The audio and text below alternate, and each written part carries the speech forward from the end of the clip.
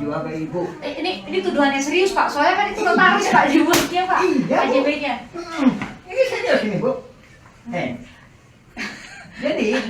Jadi itu kejanggalannya. Sertifikat jadi atas nama pemerintah. Justru penjual. Penjual Ya kan? atas nama penjual. Tadi mau ini dulu atau mau lanjut yang Ini dulu Pak. Waktu itu Pak Deddy Koswara itu sebagai apanya Bapak nih? Posisinya di RT warga ya.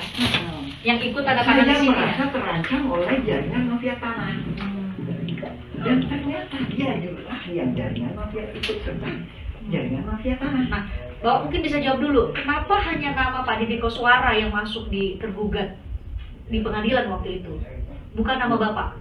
Bukan gitu Bu. Nah, ini saya jelaskan tadi. Kelompok 4 ini Bu. Terdiri dari orang-orang yang nggak paham. Nggak paham. Siapa masyarakat adat, siapa ini. Kedua, terdiri dari orang-orang yang paham. Tahulah mafia tanah itu. Jadi orang-orang yang paham. Dan orang-orang yang nggak punya riwayat yang jelas. Terputus. Maksudnya, langsung ke situ. Gini Pak, maksudnya saya dapatkan benang merahnya itu adalah gimana ceritanya? Hanya Pak Deddy Koswara sama Pak Aput yang masuk di tergugat itu Pak. Pak ini. Soalnya kalau kita lihat itu di Cirapur itu hanya itu Pak. Gitu. Jelaskan dulu ya masalah itu. Kalau ini udah lolos kan? Ya. Ini udah lolos kan? Ya. Sebelumnya ada modus lagi Bu. Ada modus lagi. Tanahnya Pak Lukman, mana Pak Lukman tadi? Pak Lukman.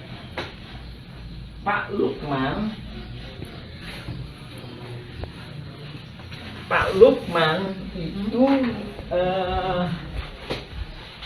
ibunya namanya. Jadi dia putra pribumi lah Bu. Pak Lukman. Tadinya Pak saya di Pak. Leluhurnya sampai ke 6 tingkat. Ada di sini, tinggal di sini. Kuburannya ada di sini. Ya kan? Kakeknya lah, neneknya lah, yang pribumi neneknya sebentar. Itulah yang ngasuh ayah bapaknya Asep Mamun. Asep Mamun sama Deddy Koswara itu saudara Iman. Nah,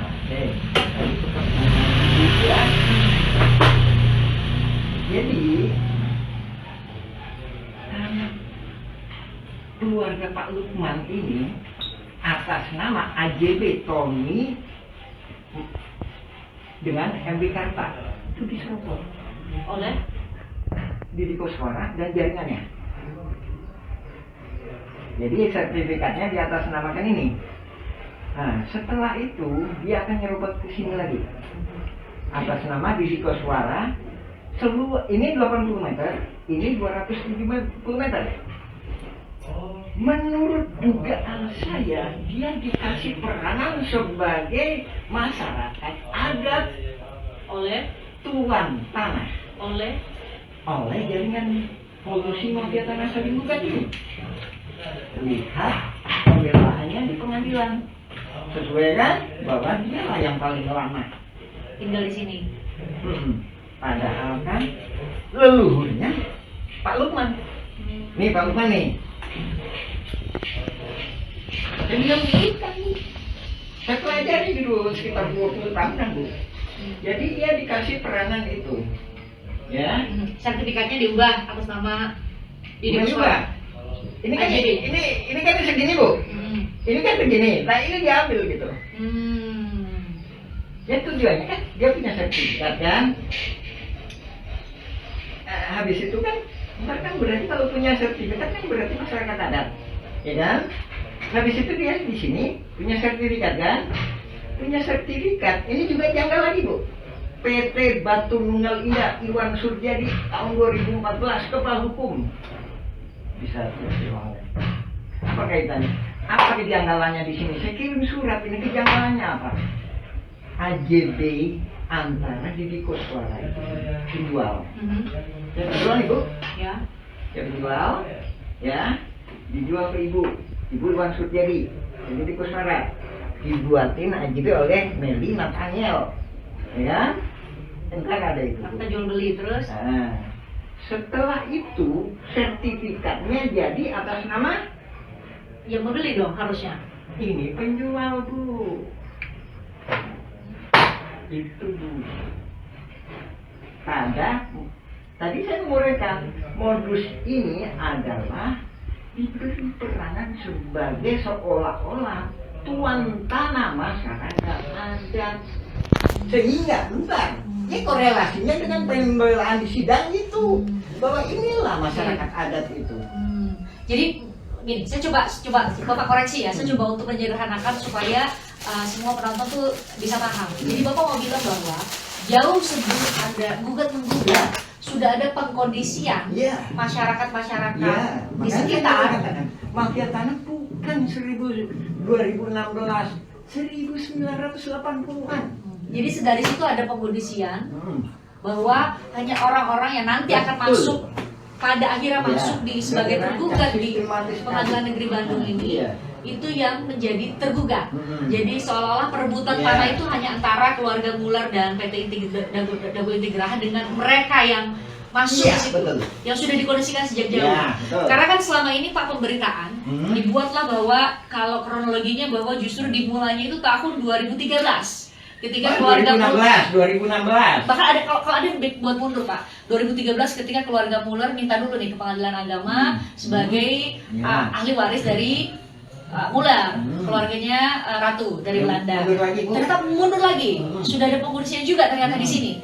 Di Cirebon dan Belos. Saya tambahin, Bu. Yang sini, Bu, juga lagi aktif tuh, Bu. Paralel berarti tahun itu. Iya, sana aktif, sini aktif. Itu terjadi. Tahun 2000, sana aktif, sini aktif, Bu. Itu 2000 itu berarti jauh sebelum masuk pengadilan dong Pak ya? Kalau gitu. Jauh sebelum masuk pengadilan. Jadi ketika berkas-berkas ini yang ini beberapa warga yang sudah dikondisikan menurut Bapak ya, beberapa warga yang sudah dikondisikan harus atau dikondisikan mewakili warga di sini sudah siap berkasnya, maka wakil warga di sini, Bu, wakil di sana. Warga di sana itu di mana Pak? Mas. Oke, udah lolos. Kemudian dimulailah tadi Bapak bilang kalau dalam bahasa Bapak adalah apa namanya rekayasa saling gugat. Rekayasa saling gugat. Oh, itu yang maksud Bapak ya. Jadi pas Bapak bilang saya terima email itu, saya benar-benar nggak bisa memahami yang Bapak maksud itu rekayasa saling gugat itu seperti ini. Jadi ternyata tadi ya, berarti saya benar ya bilang tadi kesimpulannya ya, bahwa jauh sebelum 2016 sudah ada pengkondisian sebelum mereka saling gugat di pengadilan negeri, sudah ada pengkondisian di warga-warga sekitar untuk hanya nama-nama ini yang bakal muncul di surat gugatan. Sementara Bapak sama nama-nama lain yang seharusnya menjadi pemilik tanah di sini jauh sebelum tadi kriterianya tadi yang bodoh digugat, yang lemah digugat, yang pinter digugat, tapi itu pihaknya. Maksudnya yang pinter, yang paham riwayat tanah, ke saya kenapa nggak digugat? Saya paham. Nah itu berarti ini dong jawaban tadi pertanyaan dari saya ya. Kenapa nama Muhammad Yaman itu nggak muncul di surat gugatan? Kalau saya nggak gugat, nah ini 233 Ceti, itu Pak Dirman kenapa nggak digugat? Kalau Pak Dirman digugat, itu kan dia setia sama saya, masuk ke Cikampung Cirebon Negeri 7, dia akan minta bantuan saya akan menjadi pihaknya. Namanya para pihak namanya Pak. Bapak akan ikut. Jadi gini, Bapak bisa koreksi lagi. Jadi menurut Bapak di tahun 2016 itu sudah ada pengkondisian, dipilah-pilih lah nama tokoh-tokoh yang akan dimasukkan menjadi tergugat. Betul. Itu yang Bapak maksud ya? Ya. Ntar kita lanjutin lagi ya Bu ya. Oke. Penyerobotan terjadi lagi di sini. Ini tahun berapa di sebelah sini? Ini data harus dihitung ya Bu ya, ini cumanya. Pokoknya data teh ngacak lah Bu lah. Ini data itu teh 1992. Ismail Tanjung ngejual ke Iwan Surjadi. Meli Nathaniel membuat AJB. Habis itu jadi sertifikat atas nama Didi Koswara tadi. Oh, ini lagi Bu, beda lagi. Sebelahnya ini sama juga. Ini. Siapa Pak? Ismail Tanjung penjualnya. dijual ke Iwan Surjadi PT Batu Nunggal. Berarti jadi miliknya Ismail Tanjung dong kalau jadi cerita Bapak tadi. AJB-nya diatur sama notaris. Habis itu sertifikatnya jadinya Ismail Tanjung lagi.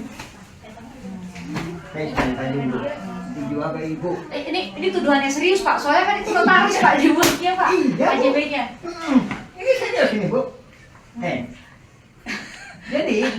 Jadi itu kejanggalannya. Sertifikat jadi atas nama pembeli. Justru penjual. Penjual Ya kan? atas nama penjual, maaf koreksi ya, penjual ya, atas nama penjual bukan pembeli. Harusnya pembeli. Jadi benar dibawa ke notaris, ada AJB gitu ya, tapi justru yang menjual yang dapat sertifikatnya. Oh gitu. Pak, Korelasi. Nah, itu harus tanya gitu dong. Korelasinya apa? Siapa Ismail Tanjung? Ismail Tanjung adalah ketua RW 02 Dago Los. Korelasinya lagi apa? Kampung Cirakuan ini dikondisikan untuk dirubah jadi Dago Los. Itu di atas tergugat 232 Cepi.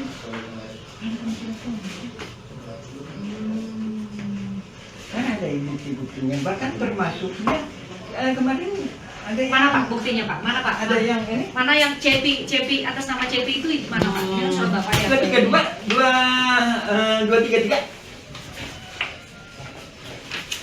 Manakah di manakah? Ini kita harus serius atau gimana Bu? Iya serius Pak, beneran. Ini. Ini tangan tadi ya, yang bilang tuh.